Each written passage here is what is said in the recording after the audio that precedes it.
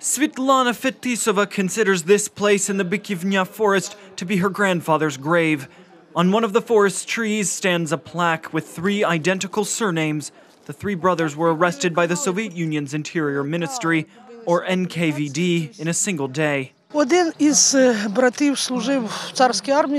the brothers served in the Russian Imperial Army. The second brother was, as they used to say, a kurkol, meaning he didn't agree with collectivized farming.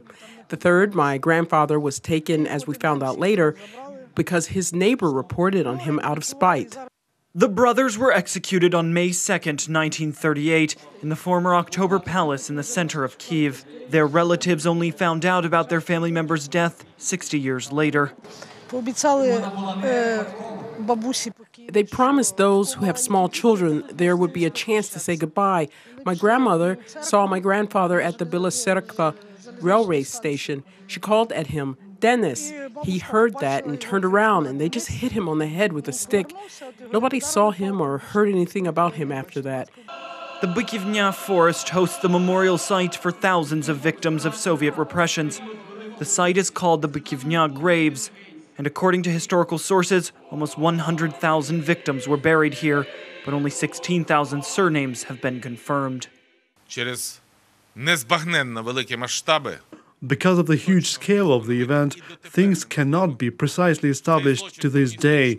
This crime of the communist and totalitarian regime is called the Great Terror. Bykivnia is the land where, for several years, the Soviets buried people. Places like Bykivnia are located near each regional center.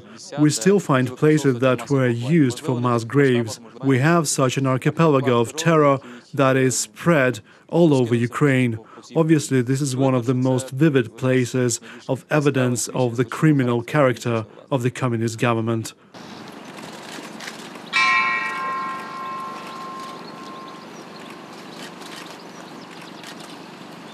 Hundreds of people came to honor the memory of the victims of the Stalinist repressions in Bykivnia. Some are still trying to learn the details of their personal family tragedies.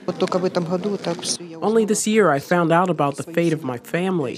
Now I'm trying to learn more about this because for a long time this information was hidden and nothing was told to us. The only thing I was told was that I was an enemy of the state, that I was family of an enemy of the people.